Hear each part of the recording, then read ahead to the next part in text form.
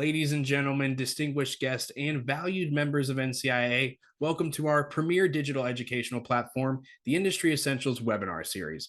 I'm Brian Gilbert, and as always, am delighted to be your host today as we dive into a topic of utmost importance for the cannabis business. In Service Solutions Seed to Sprout, defining an engaging employee experience for retention and performance. For first-time viewers, our Service Solution series is designed to provide you with valuable insights directly from our established network of suppliers, thought leaders, and cannabis business providers. It's a platform for you to explore premier products, services, and industry solutions that can help your cannabis business thrive. In today's session, as many of you all know, the cannabis industry has confronted numerous challenges, from an exhausted workforce to fierce competition in talent acquisition and the ongoing struggle to manage costs. We've faced it all. However, what sets our industry apart is the uniquely high turnover and low engagement rates, highlighting the critical need to address workforce reductions and support our remaining employees.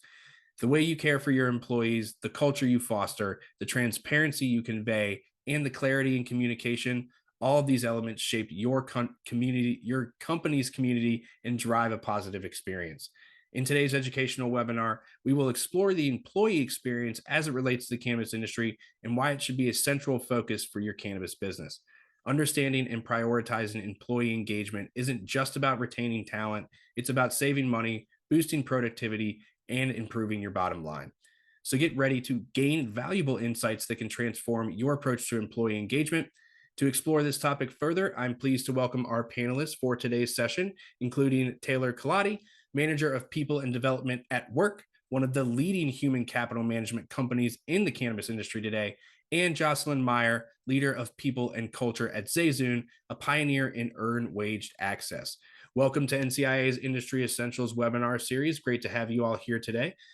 With that, I think I'll turn it right over to Jocelyn to kick today's conversation off.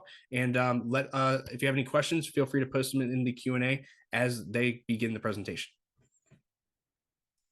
Thank you, Brian. Hello to all of our attendees. Very excited to be joining you all and appreciate you spending an hour in your morning, your afternoon, your evening, depending on where you are calling in from the world.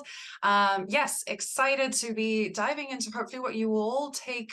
Well, hopefully we'll provide you with nuggets and tips and tricks to be able to take away from this afternoon. The employee experience, it's a big topic. We could probably have multiple sessions after today's call, but really the hope for Taylor and I is first and foremost to give you a good understanding of everything related to, like, what is the employee experience? There's a lot of different ways that you can define it. We're going to share some of our thoughts about the ways of why it matters.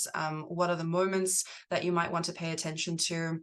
We're going to talk about the challenges and the opportunities related to that experience, and again, why we might want to think about the efforts and intentions that we put behind a program like this as we continue to grow and develop the teams that are doing all the great things in your industry, and then provide you with a bit of a framework at the end that we have found helpful in crafting some of the experience that we have created, and giving you as many tips and suggestions and recommendations as we go through this to ensure that you will have something to walk away with, and maybe some action items in terms of what you might want to do with your own experience at your individual companies. Taylor is actually going to dive into things for us first, so I'll let you take it away, Taylor. Awesome. Thanks, Jocelyn, and welcome everybody. First and foremost, let's just get started with what in the heck is employee experience? What are we talking about today? So employee experience is actually encapsulating every single thing that people encounter and observe throughout their tenure at your organization. So from their first day all the way to their last day, that is the employee experience, okay? It differs from person to person. The important part about employee experience and why this graphic is on this slide, it encapsulates all the different touch points in between that first day to last day that make up the employee life cycle. So I want to kick off just by starting with diving into each of those touch points a little bit more to show kind of how they interact with the overall employee experience. So starting first and foremost with attract, okay? So candidates learn about your company from one way, shape, or form. They learn about a role, and they're going to decide if that's a good fit for them or not. So during this stage, people can become advocates for your organization, regardless of whether or not they actually join it. Okay. Those of us who are actually in the HR or people field, we've seen those candidates, they apply for roles over and over again and really want to work at our organization. Moving on to onboard. So making sure employees get the training and knowledge that they need to settle into their roles. Are we giving them what they need to be successful? This is absolutely critical. The effectiveness of your onboarding program can really impact the employee's tenure at your organization. Specifically in the cannabis industry, we know that about 25% of bud tenders turn over in the first 30 days of their job. So this is extremely important to have a solid onboarding experience. Engage. So employees need to learn more about your company, what it stands for. As long as all that's happening, it's going to lead them to greater motivation, commitment, connection, both to their team, your company, you name it. Moving on to develop. So are we giving employees feedback on how they're doing? Are we giving them tools and skills that they need to grow either within their position or outside of their role, but to stay within the company, right? It's okay to change roles, change teams, but we don't want them to leave. Perform. So making sure that we have a good performance management system. Are we recognizing employees for what they're doing?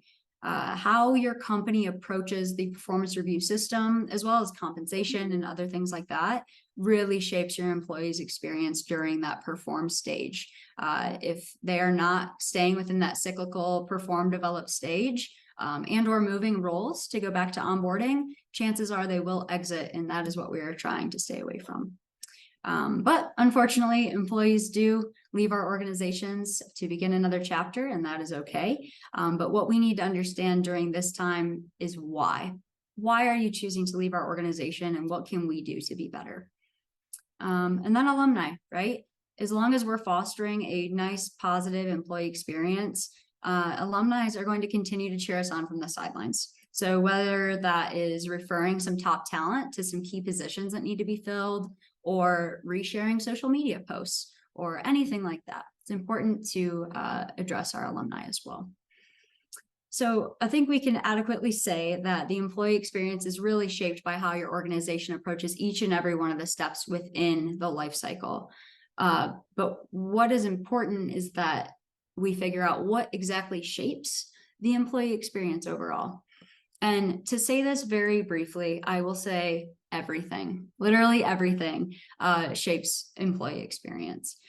We can start, we tried to kind of put these into pillars for you all to make it a little bit easier, but starting with culture, right?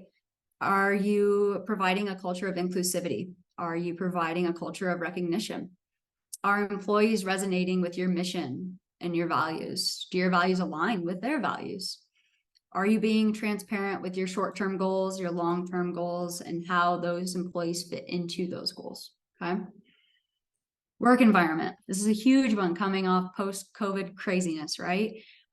Everyone's work environment might be a little bit different, and this really shapes your employee experience. If you have some employees who are required to be in the office compared to employees who are hybrid or a remote environment, right? Those are all different employee experiences. Technology is another key here as well. Are you providing the technology that your employees need within their environment to do their job successfully? Of course, policies, right? Keeping them up to date, making sure employees know what the policies are.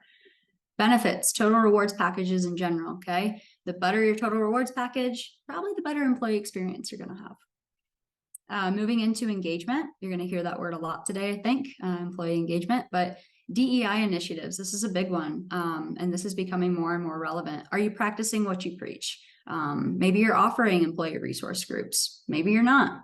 That's going to shape your employee experience. Relationships among your team members, between managers and direct reports, C-suite and down, right? Really creating an inclusive environment to engage with one another and between teams. Making sure that employees feel autonomous within their role. Okay, we don't want an environment of micromanagers or anything like that. We're trusting employees to do their jobs and do it well. Development, we'll touch on this a little bit more as well, but are we offering different development opportunities, whether that's shadowing, maybe that's a professional development reimbursement, maybe it's allowing your employees to hop on this webinar, okay? Shout out to my workers. Leadership, this is a big one too. We know that management and employee engagement go hand in hand, right? Are your managers open, honest? Are they comfortable giving feedback, receiving feedback? Are you having regularly scheduled one-on-ones? Is that part of your company culture? I mentioned this earlier, employee recognition, but this goes both ways, right? It should come from leadership, yes. It should also go back and forth between one another, and it should be instilled in your culture. And then prioritizing well-being. And I think this really came out of post-COVID era as well. We learned that there is more to life than just work, right? So understanding that you have to have a work-life balance and you have to treat employees like people and prioritize their well-being over anything else.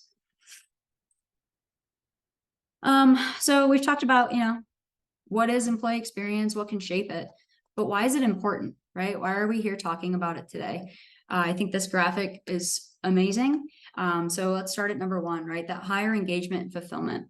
When your employees are having a good employee experience, they're going to be more engaged and more fulfilled. So what does that mean?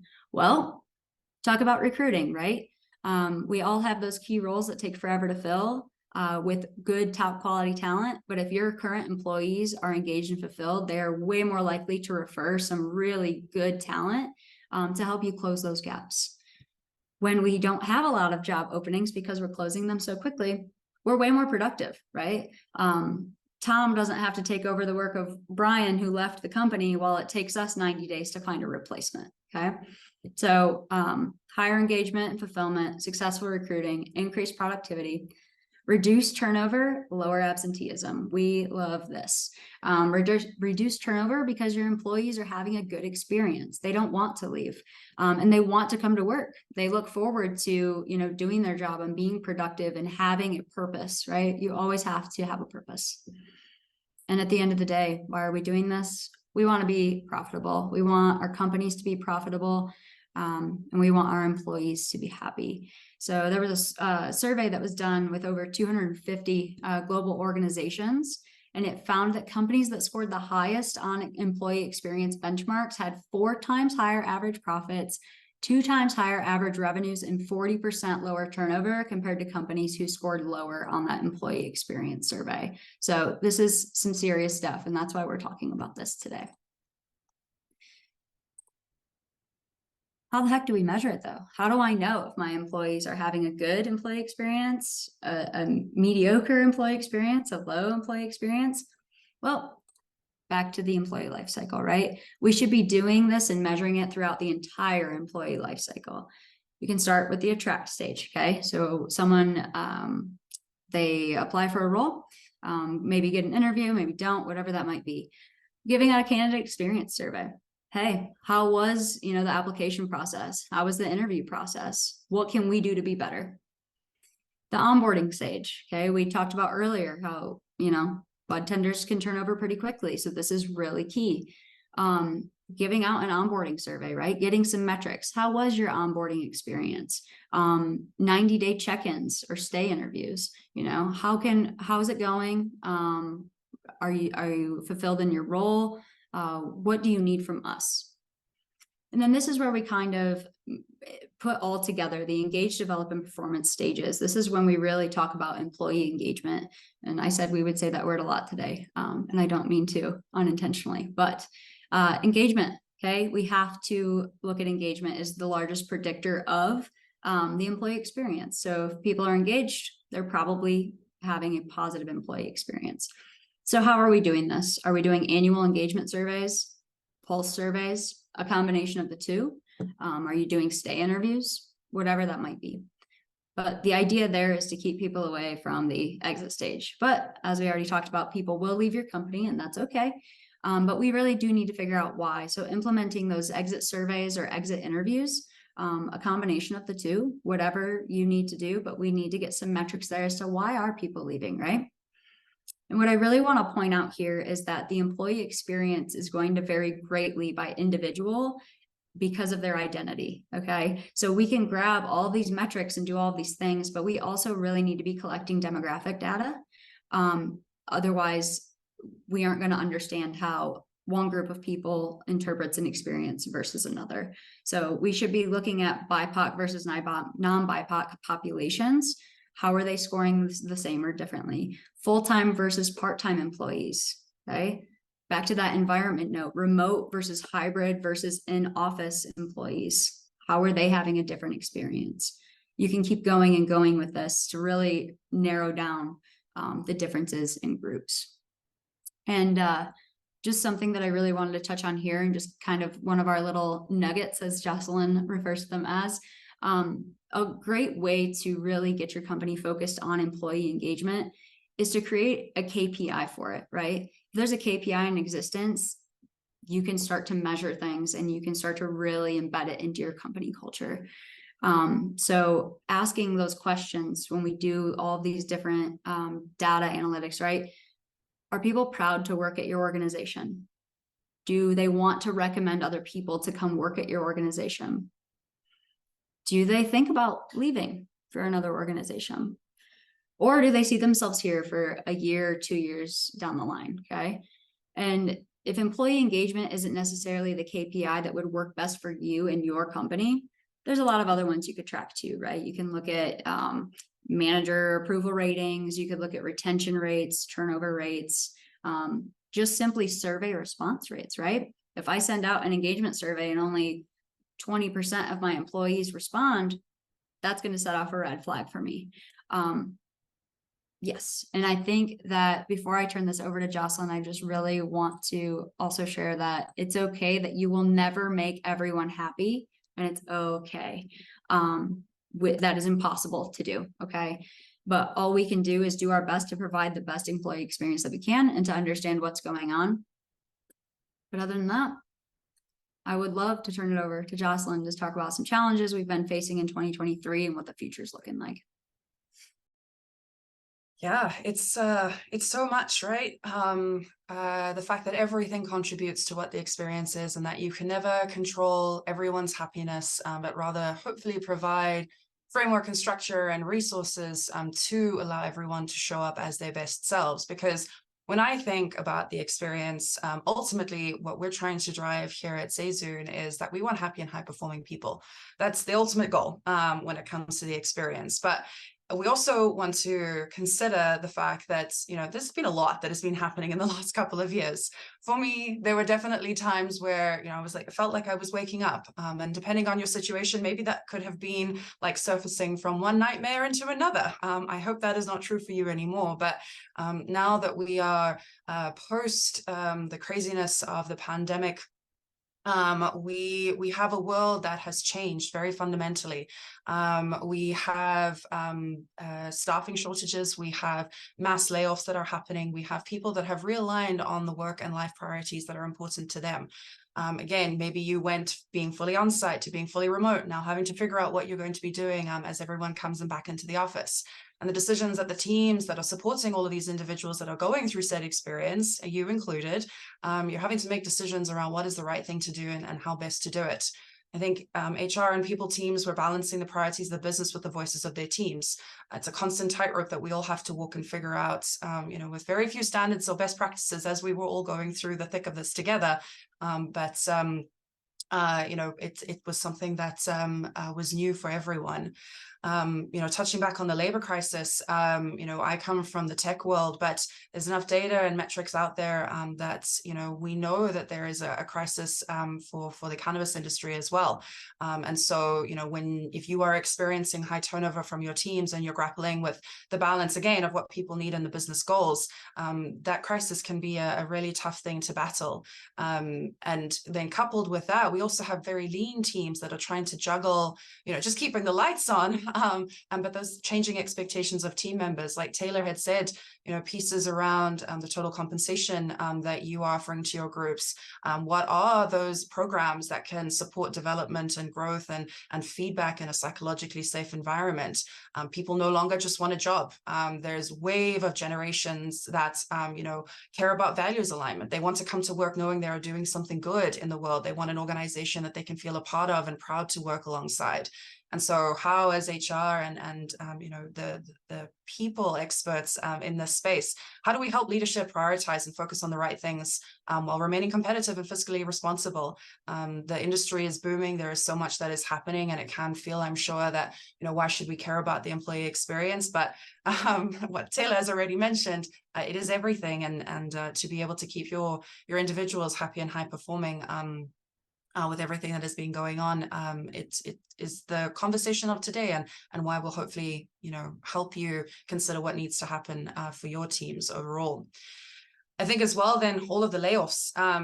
I come from the tech space, but tech is not the only one that has been impacted. It has cut across all industries and all company sizes. And so, you know, what can we do for the people that we're letting go, figuring out what is the right thing to do there, but then everyone that's left behind, because they're still going to be a part of the experience of that organization that is now post that layoff. And I think there will be tons of research papers that will come out of what has actually happened for that, and what that experience has meant for those individuals, and how do you keep people motivated and engaged. The last area as well to touch on over here is that, you know, the cannabis industry is a growing one, and there is constantly changes and evolutions in terms of legislations and things that are happening, you know, with states legalizing things and choosing not to, and being able to keep up and keep nimble for that, and ensure that your team is ready to stay at the top of that space as those changes are coming out, and it can happen in a very rapid fashion. And so, I don't know, I think the summary there is that it's been a ride for everyone, I'm sure, friends. And I think we'll all deserve a pat on the back through this process, and maybe even a hug, I'm not sure. But definitely a journey that we will all remember. But I think the beauty of the upcoming season as we head into 2024 and beyond is that we have more knowledge, more experience, and people in our corners, like communities like this, that can help us prepare for that. And so, like, let's think about what we have to look forward to. We're older and wiser. So some of the biggest difference that I am excited about is that we will have a team that is more nimble.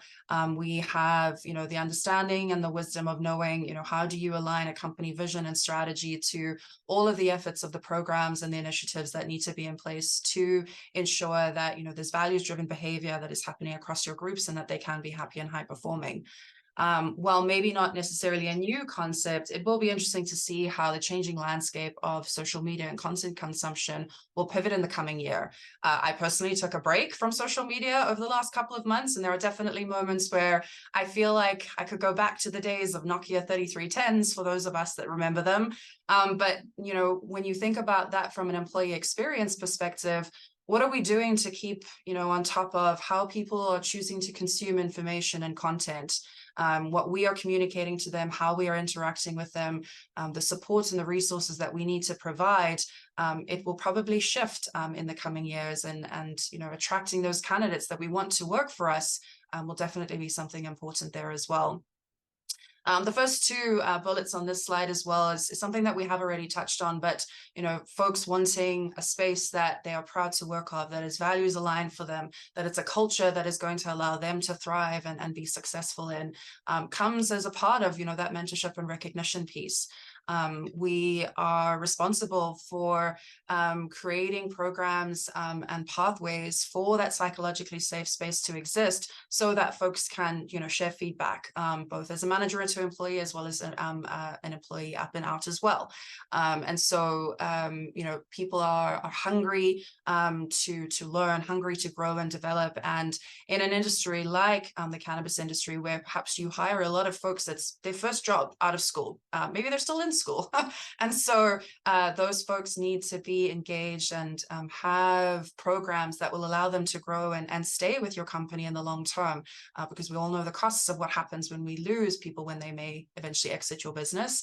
And so huge opportunity there to be intentional around, like, what does that mean for you and your organization? Variety of benefits and sort of balance, I actually maybe even offer to you is that maybe it's around harmony. I don't think that work-life balance really exists. I think it's a farce personally. I think it's around the harmony, especially when you think about, this hybrid remote world. Work now lives in your home.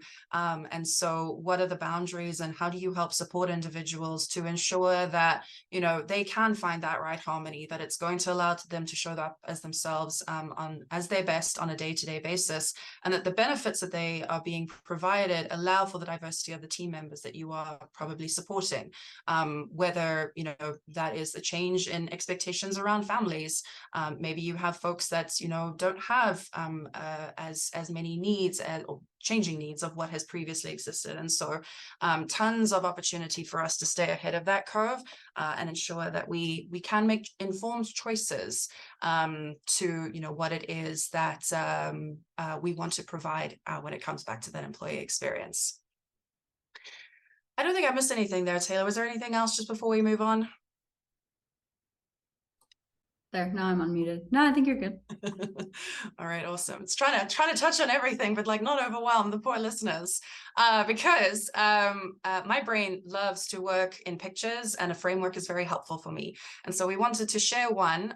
This is not the only one that you can use, and if this is the first time that you're diving into the world of engagement and experience, it can probably seem overwhelming, but we wanted to provide as a robust one, and then you can sort of tailor, slice and dice it as you need to. But what I found helpful for this framework is, first and foremost, I'm a why person. And I think when we consider how we can help leadership understand the value of, placing efforts behind the employee experience, if you have a very strong why, you're going to hopefully encourage, resources, budget, plans to be able to build an experience that you can all feel very proud of. We've already shared some thoughts and opinions on why you might want to prioritize this, but unless you can craft your own story for your organization, and what those reasons are for you, it becomes really difficult to be then as a strategic partner to the organization and help them understand again, why that prioritization is necessary. I know that without a solid why, I can often feel like I'm scrambling and I'm just doing things for the sake of doing things. And so that why can be a very powerful tool to be able to leverage. How you go about actually, crafting that why is like gather insight, data, and metrics. Although there is a very full life cycle for every employee that you might be supporting, maybe start with one. Understand what is your overall employee sentiment. Maybe you're seeing that things are falling apart at the onboarding side of things. So what is the data that you can actually gather at that moment to be able to understand, the gaps that might exist within that overall experience, so that you have those metrics that can again inform your why of this employee experience being important to you and your teams. The next point around who is an interesting one to me, and this framework offered to think about your employees as the internal customers that we serve. Maybe not a new concept for some of you, but when we think about the different personas or layers within the organization that the experience touches, what is the difference that an individual contributor might have, to a senior leader?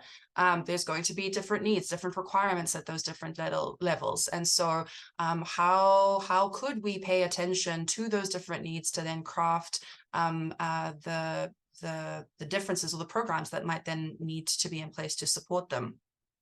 Mapping where you are currently can be very helpful in this, of just getting together as much demographic information around those individuals that's already in place, and maybe plan it out for 6 months to a year, because again, for the fact that this is a never-ending journey, I don't know if we've mentioned that explicitly, but experience does not end. You're going to be working on this for probably a very long time, but mapping where you currently are today and where you are going to be in 6 months when it comes to those different internal customers that you're ultimately supporting can also help inform those programs that you're building to ensure that you're not running down a path that doesn't need to be run down. And what I mean by that is, sure, there's going to be lots of gaps. You're never going to make everyone happy, again, like we've already mentioned, but what are the biggest opportunities that exist for your team, and the areas that need to be addressed to ensure that you provide an environment that supports happy and high performing individuals. We also want to make our jobs easier. So having processes, tools, and people considerations come together in that roadmap can also be a helpful way for you to be a real strategic partner in thinking about that experience. In terms of the what, this is when it comes down, the way that I sometimes think about it is more as like a philosophy, like that end North Star, the ultimate goal of everyone being happy and high performing on an everyday basis. We're not gonna necessarily get there. It's the BHAG, so the big, hairy, audacious goal.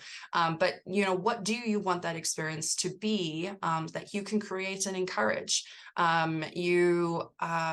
are ways to be able to think about it in terms of, what do you want people to think? What do you want them to feel? What do you want them to do at all of those different moments across the employee journey? And that you have that North Star, again, being kind to yourself, that you may not achieve it, but that you can then be very intentional around the efforts that you're taking to be able to encourage everyone getting there. I think as well, it's also helpful, right, to know what does done look like. You can be spinning your wheels, doing all of the things, but unless you have defined for yourself and you have alignment with your leadership team of like, is it okay? Are we all right if we have an ENPS of 60? Does that feel reasonable for us? Is that accomplishable? Is that a right word? Are we able to accomplish that? And if not, then what are we going to do to readjust so that it is manageable and that we can build programs that will allow us to be able to get there? And so that question of what does done look like, I have found very helpful in my journey of supporting these efforts.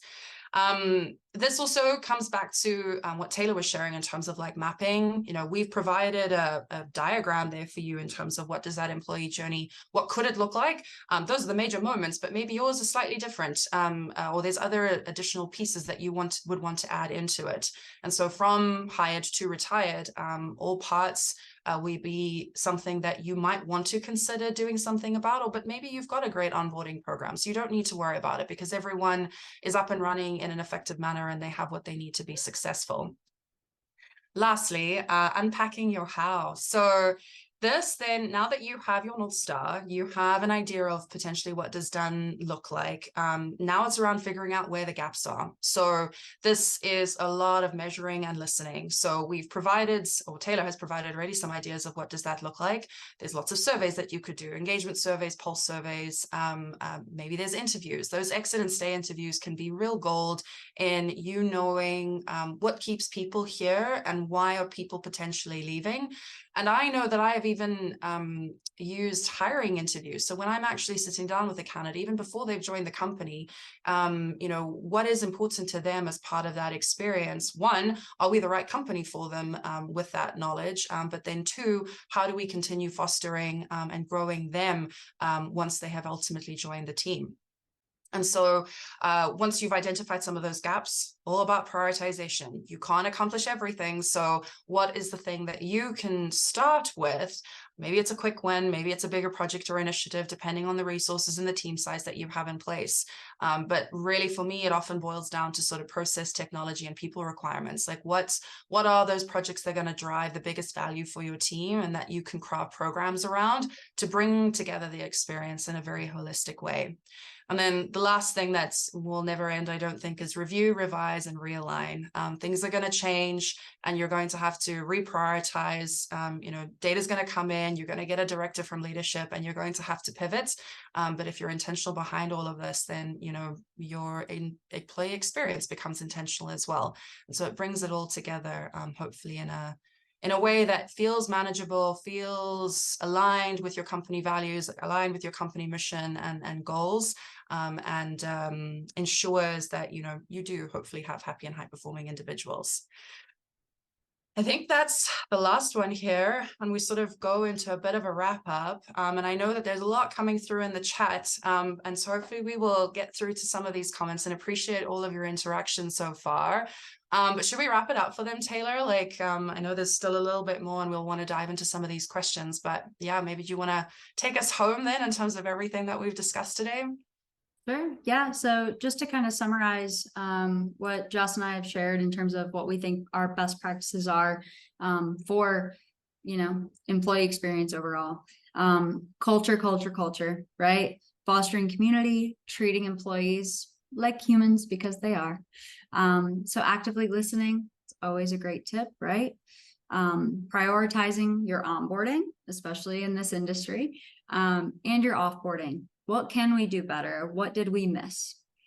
Invest in development, invest in mentorship. There's a lot of development opportunities you can do that are completely free from a cost standpoint, right? It's free for me to go and shadow someone. So just keep that in mind. And continuously be measuring and tracking something. If you're doing nothing now, I think our best, we'll dive into this here in just a little bit, but start now, right?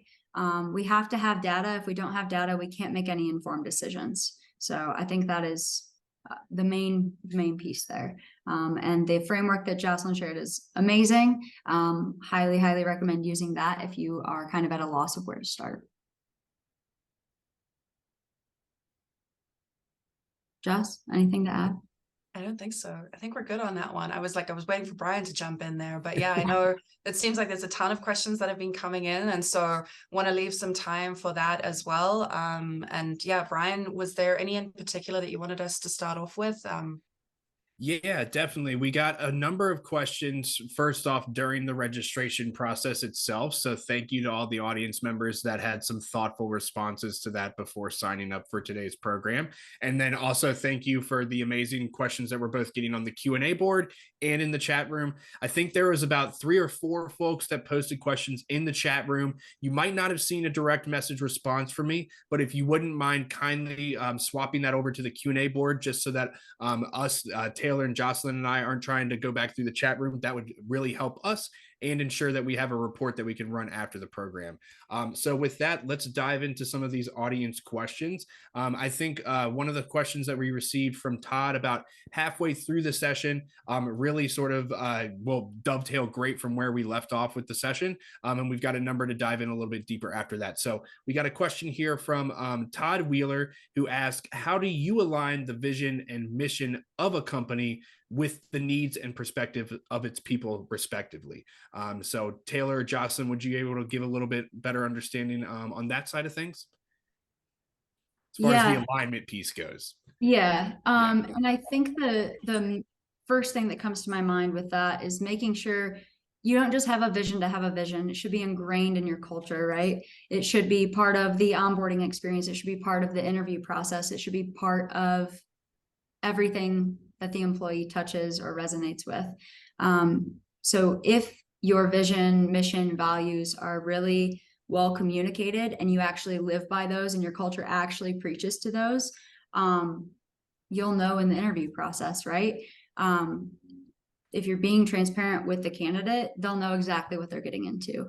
I think, yeah, that's. I'll maybe take this.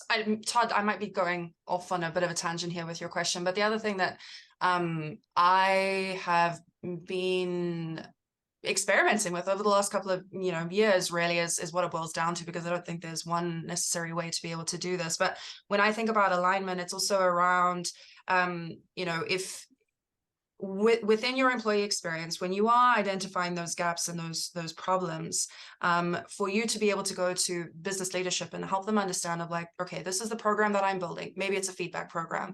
And the reason why I'm prioritizing this is because aligned with our company goals of the growth and the development. And we know we're going to have new managers that are going to be on, ramping up into those roles, hiring on new people, expanding their team size, etc. If we don't have a solid feedback program and they don't have the tools and the resources to align that psychological safety that is so important in that environment, we will not be able to hit those growth goals because we don't have the right structures and frameworks in place to be able to craft it. And I will, shout out my current manager who's really helped with ensuring that any effort that is coming from a people and culture or an HR side of things, it has to be aligned to business goals first and foremost. And it's our responsibility to understand what those are, understand the implications, and then help the team identify some of the potential gaps that might exist in the business getting to the goals that they have. And then for us to figure out inevitably how we're going to build said plane as we're flying it to get to that stage as well. But might have gone on a bit of a tangent there, but just did want to chime in as well. No, I think that was great. I think you touched on the the absolute imperativeness of transparency, but also that you need to have tools in place to be able to tie all of that back together and do that alignment process that you mentioned. I think this goes perfectly with another question that we just got from Chuck, that sort of touches, I think, on where you were going, Jocelyn, here. So Chuck asked, how important is access to tools and resources related to mental health and emotional well-being in this evolving landscape? I think you touched on that a little bit with the alignment process, but if you could dive a little bit deeper into that, I think that would be helpful for some of the audience members. And so just to clarify the question, it was the tools and the resources related to mental health. Yes, when it comes to as it comes to creating a great employee experience in the workplace. Yeah, the first thing that comes to mind for me is well, what is the state of your current mental health of your team? And that it comes back to like measurement and engagement. It's maybe a little bit of a trickier one to measure because of privacy, and we never want to force people to share something that they're not comfortable sharing. And however, on the flip side is that if you don't have some of those numbers and metrics in place, you could create an EAP program. You could get your team access to, counselors or a tool that will ultimately help with, their mental health. But if it's not actually the thing that your team needs because there's something else, maybe a deeper layer of like psychological safety that is ultimately impacting their well-being, a tool will just be a tool and your team will not actually utilize it. And so being very specific when you go and craft those questions through any of the surveys or any of the interviews that you're doing, so that you can have really rich data and that you're not just taking it for face value. So sort of digging below the waterline, especially during any conversations of interviews, because yeah, I mean, mental health is I think it's boomed in the last couple of years in terms of our understanding for the necessity of it, but be wary of just putting something out there if it's not actually what your team needs, because there's a bigger problem at play. Yeah, I know a lot of the recent literature as well. Gen Z really resonates with having some sort of mental health offering. So if your average age of your company leans more toward the younger scope, that's something that they probably will value more than the opposite. So.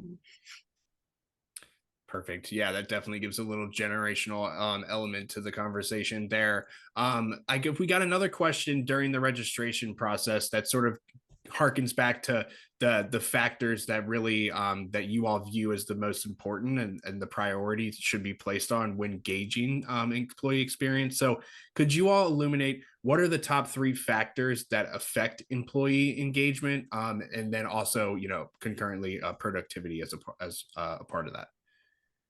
Yeah, I think employee engagement, first and foremost, something that Joss and I definitely agree on, is management. An employee's relationship with their manager is absolutely essential. We need to make sure our managers have appropriate training. They know how to give, receive feedback. They understand how to conduct a one-on-one, how to have performance review conversations, how to be empathetic, right? Life happens and that's okay. But just making sure our managers are set up for success in that way.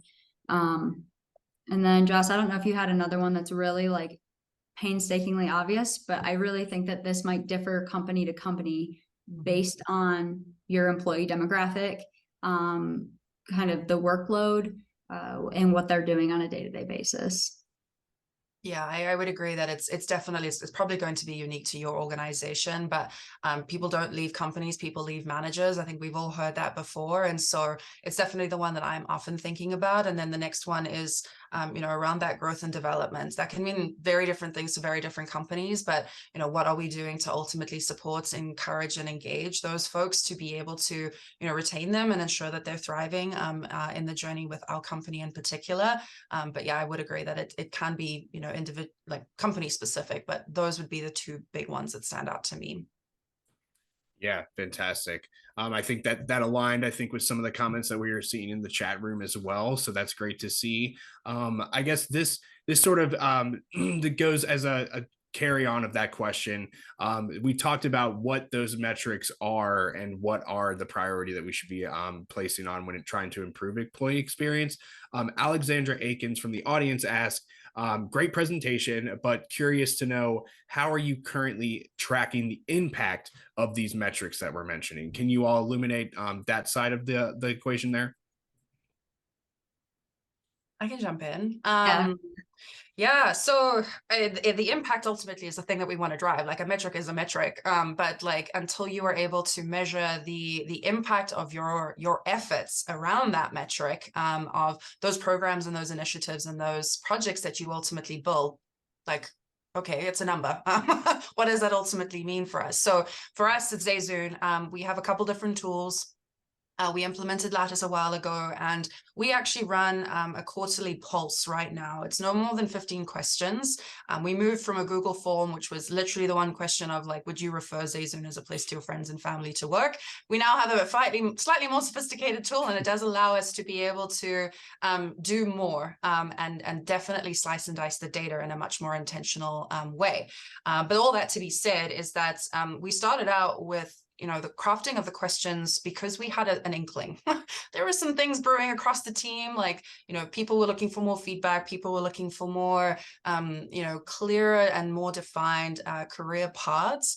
And so we were able to craft some questions that gave us a baseline assessment of like, do you actually get feedback from your manager? And so we had that reference point that we could then go back to once we had fully rolled out. Well, I say fully, we're still in the midst of it. But when we had gotten to a point of our project of actually being able to see, are we on the right track? So we're putting in all of these different programs and in these different tools and mechanisms to encourage feedback being really strong across our team. But are they actually feeling that? Because we're about 100 people right now.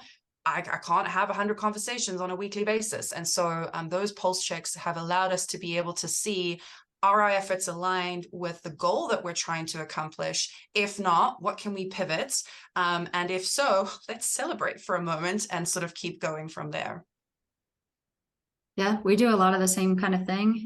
So I've implemented a lot of like pre-post type surveys, right? So before we roll out, total rewards for the year, it's always, hey, what would you like to see in your total rewards package this year? Get a good feeling from everyone. And then I use that data. We talk to leadership, then we roll it out. And then in January, it's, hey, did we give you what you wanted? Do you have what you need? If not, how can we be better? Yeah, that's fantastic. That definitely, I think, gives the perspective from the employee side of things of how they can engage in this process and actually be active in crafting a better employee experience for themselves at the organization, association, wherever they might work.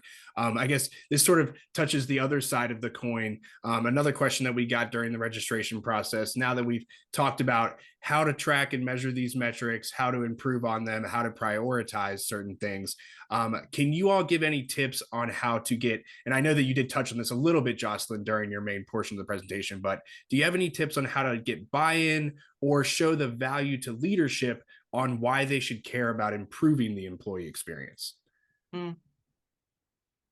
Well, not to beat a dead horse, but data. I think that's going to help first and foremost. I think if you know on a gut level, on an inkling level, that something is wrong and you haven't ever measured anything before, maybe that ENPS question of, would you recommend this as a place to your friends and family to work at? Maybe start there. And then you'll have a sense of like, okay, that is one metric that can help us understand what is happening across the organization. And then to bring that to leadership, because the management of people, the care of people that a people and culture and an HR team is responsible for, there are a lot of intangibles, and it's tricky because there is so much nuance and individual preferences and experiences that you can't always get it right, and the data is not necessarily going to give you the full picture and story. However, I think the important thing is to be able to gather as much as you can. And again, coming back to what I was sharing, I think on Todd's question earlier around when you are choosing to prioritize and build the programs that you want to build, it's aligned with the business objectives. Because if you are building things just for the sake of it, and you can't prove why it's ultimately important to the business, even though the people are the ultimately important thing, in my opinion. Without your people and without a happy and high-performing team, your business goals will never be met. And so I don't know, Taylor, if there's something that you wanted to add on there as well. Yeah, I think just so yes, data. You have to have a reason for doing something and tying it into those business goals. Otherwise, it's what is the point? But also, whenever you are having those conversations with leadership, make sure you've done your research, right? Like you have the data, you've really analyzed it, you've looked at it, you've found the trends, themes, etc. But then come up with an actual proposal. Like this is what I want to do because of this, and this is how much it will cost. Always include cost in your proposals. Otherwise, you will never get the okay.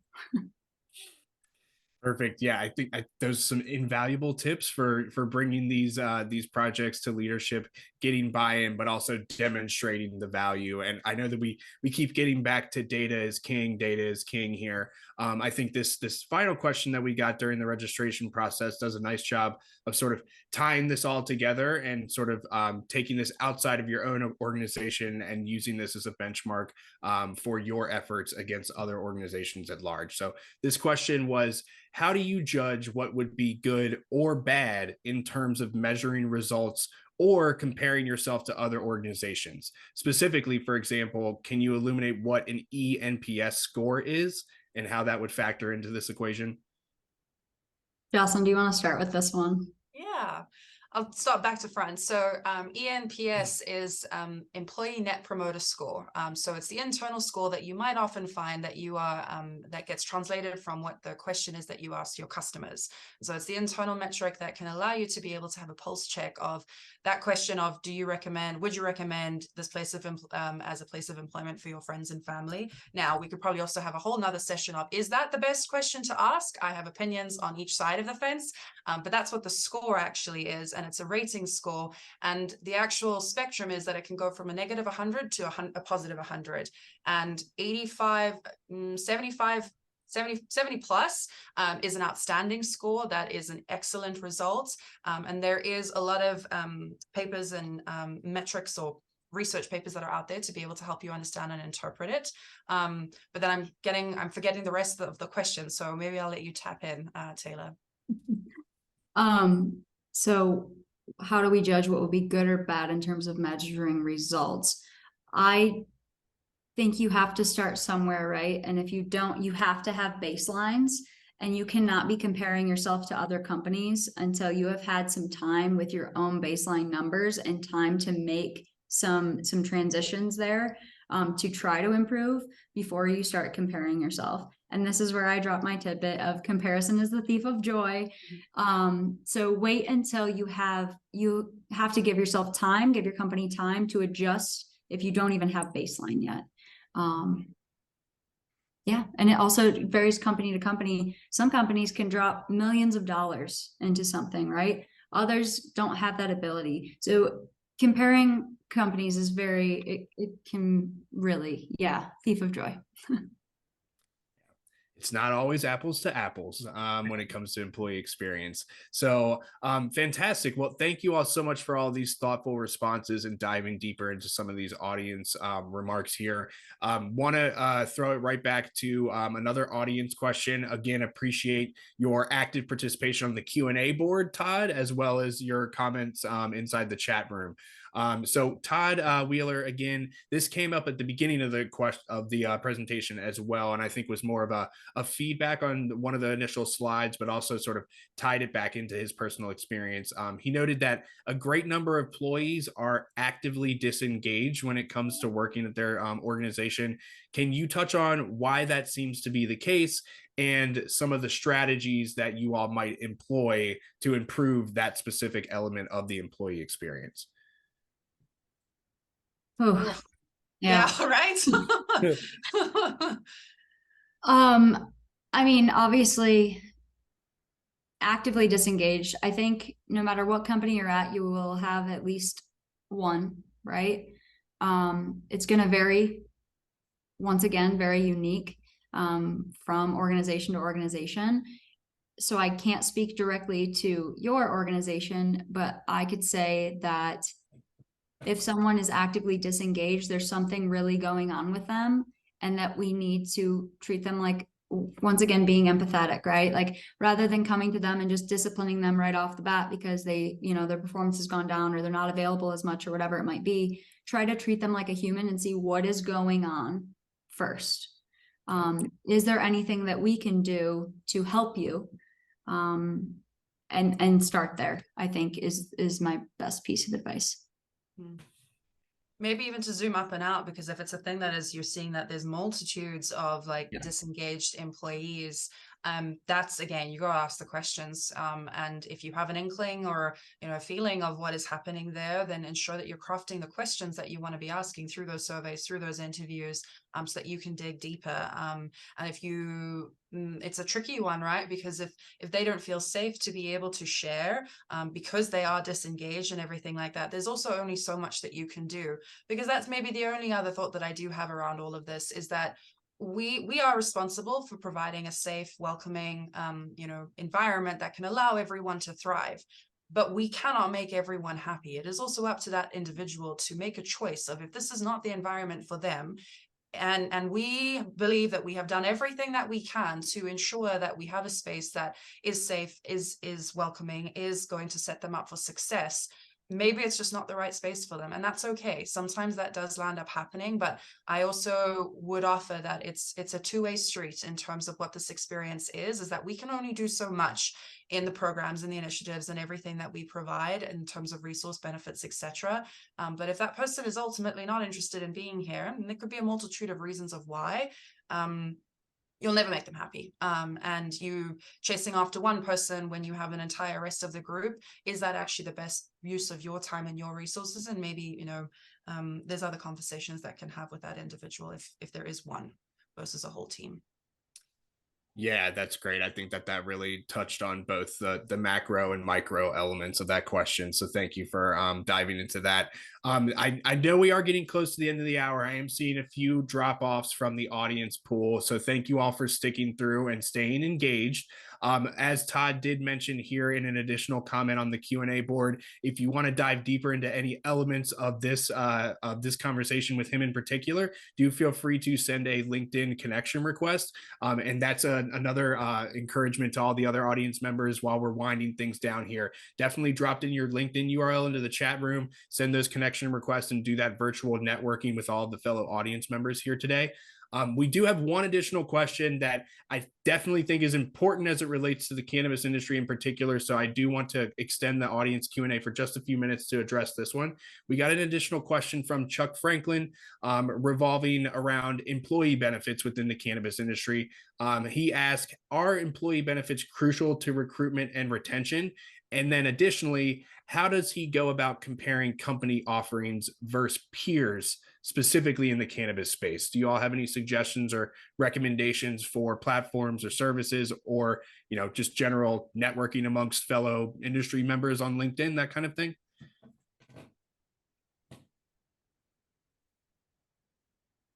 I think you have to touch on your benefits during recruitment.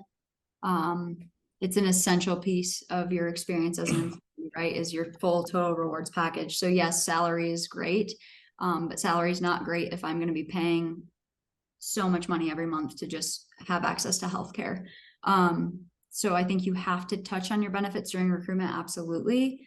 But once again, I think and something we do at work is our total reward survey, which I highly recommend doing to see what people actually want, right?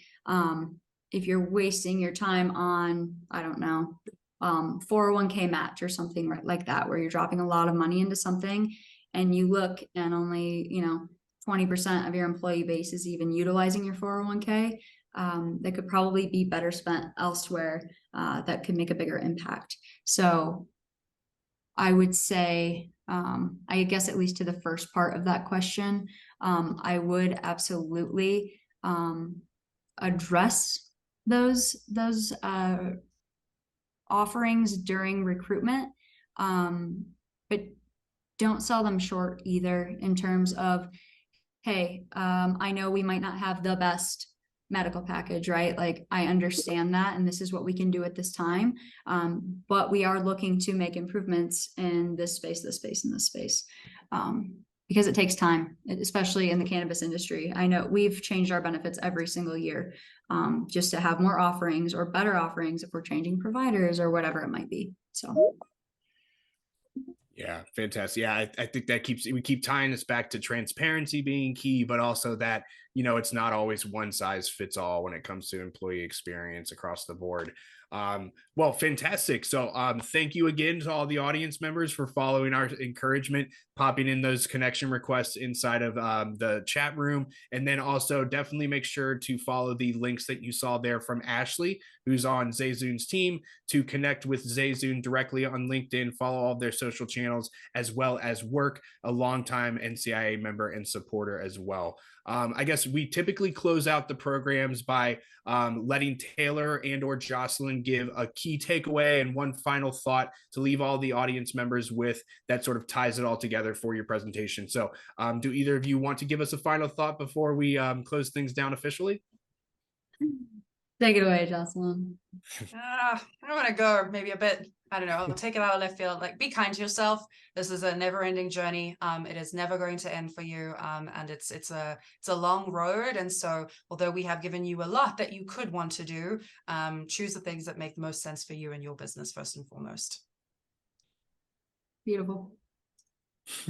Fantastic. Well, thank you again, Taylor, for joining us today, as well as Jocelyn from Zayzoon for presenting today's program. I really think that you all dove very deep into the employee experience element and really tied it all together for so many different elements of cannabis industry professionals who joined us today. So really encourage you all to keep the connections going following today's program. Get your immediate responses into this outro poll that we did just put up onto the screen. We'd love to learn more about your immediate satisfaction. Love seeing 4s and 5s coming into that from today's conversation. And also, if you're interested in having Zayzoon's team follow up to learn more about their products and services, as well as our team to tell you more about opportunities for business development, sponsorship, and membership opportunities. As always, we'll close out today's program by thanking all of the sponsors of our upcoming events and activities, in particular, the 35 member businesses that have already signed on to support next year's edition of our 12th annual Cannabis Industry Lobby Days.